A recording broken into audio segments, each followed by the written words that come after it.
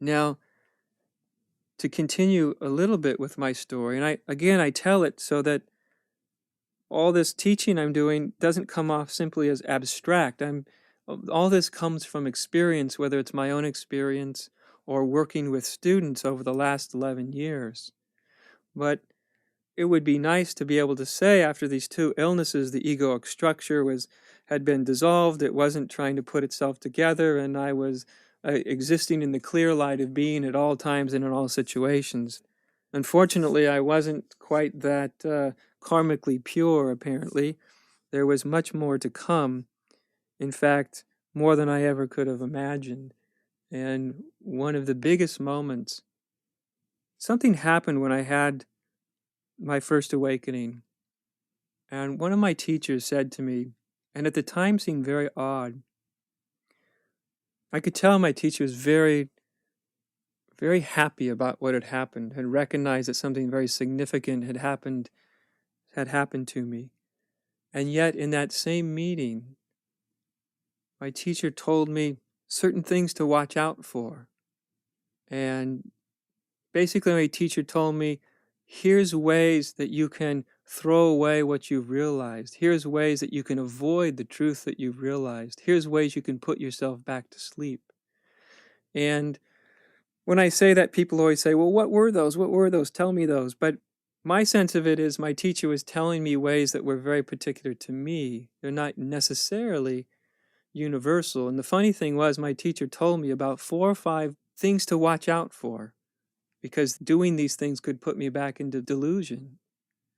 Only later, many years later, did I realize that every single thing my teacher told me might happen, everything my teacher told me, warned me about ways that I could put myself back to sleep, I'd actually done every single one of those things. I had forgotten what my teacher had told me, but remembered it many years later. And when I looked back, I was surprised, and I thought, wow, everything my teacher warned me of, I actually did, and I lived through it. And it wasn't that it was wrong to do that, because actually by living through it, I saw that it was very, very necessary in some ways to live through it.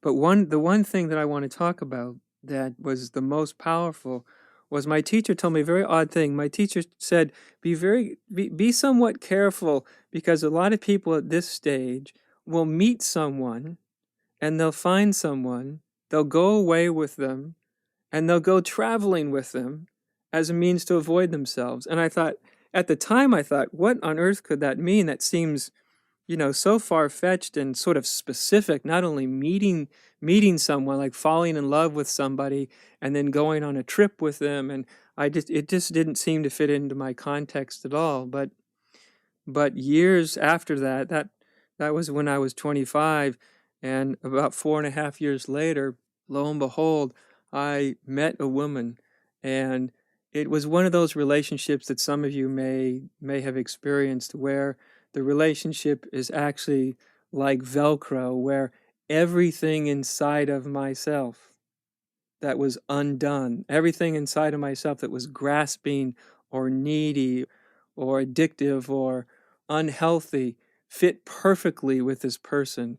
Everything that they had inside themselves was unhealthy.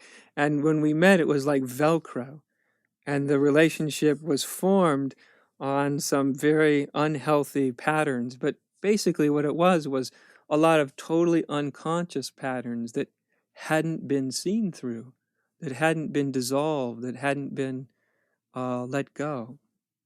And so I won't tell you the whole sordid tale of it, but the long and the short of it is this relationship was unbelievably difficult, and it pushed every single button that I had, and it pushed me in a way that I'd never believed I could be pushed before. I suffered through this relationship in ways that I could never possibly imagine suffering. And yet, at some point in it, it was a completely dysfunctional disaster. And I had become a total emotional wreck by going through it. And at some point, I realized this is insane. It took me some time to realize this, but I realized this is insanity. What am I doing? How did I get myself here? And how am I going to get myself out of here? And I started to realize something very important, that once again I had got myself there by not being totally truthful with myself, by letting desire and attachment and aversion too to pull me into this very destructive sort of relationship. And I realized that the only way to get out of it was going to be by being radically and deeply honest with myself, by taking total responsibility for where I had ended up. And what was seen was that the only way that I could actually do that was to totally let go of every image I had of myself. Because each image that I had of myself, whether it was a good person or a helpful person or a nice person or an awake person or a wise person or a stupid person or as a whatever, every image that I had was actually part of what had driven me into this situation. And the only way to get out of it was to start to let go of everything that got me into it in the first place. And mostly what got me into it were various ways that I was still perceiving myself on an egoic level, ways I wanted to perceive myself, the person I wanted to be. And the only way out of it was to really get honest and to really let go of all this. So like I said, I won't bore anybody with the sordid details of all that had happened.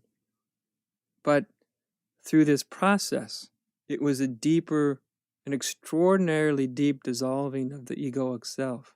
It wasn't a dissolving like when you sit in meditation and have it dissolve into a wonderful sense of presence. It was more the kind of dissolving as if someone is just ripping layers off of you, one by one by one. It was very unceremonious, a very fierce form of grace. It wasn't nice, it wasn't kind, and it wasn't easy.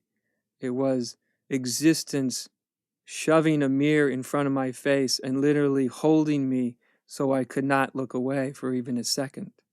And this was probably, undoubtedly, the most difficult time of my whole life. And through this process, I finally had found a willingness to really let go of everything I thought I was, of every sense of self that could ever arise, whether it was a wonderful sense of self or a terrible sense of self, a helpful sense of self or an unhelpful sense of self. Literally by going through this experience, and not just going through it, but by finally becoming willing to be conscious, to allow it to wake me up, to sober me up. It was a version of sort of emotionally bottoming out.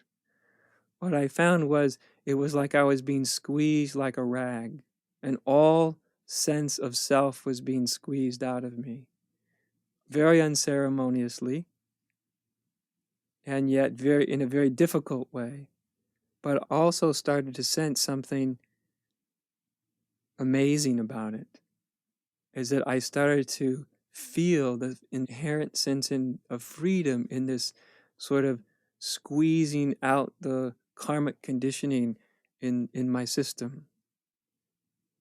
In the realization I had at 25, in the awakening I had, I realized I wasn't the body and mind and personality, all of that.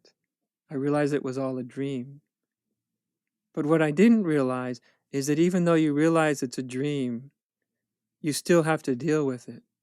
And if the body and the mind and personality are there and they're still divided, and there's still unmet, undealt with forces within it, that it's still going to have this gravitational pull to pull consciousness back into its domain and pull consciousness back into suffering. And so I saw that what's happening in the body and mind couldn't ultimately be avoided. Everything had to be dealt with. Everything had to be dealt with. Everything had to be seen through.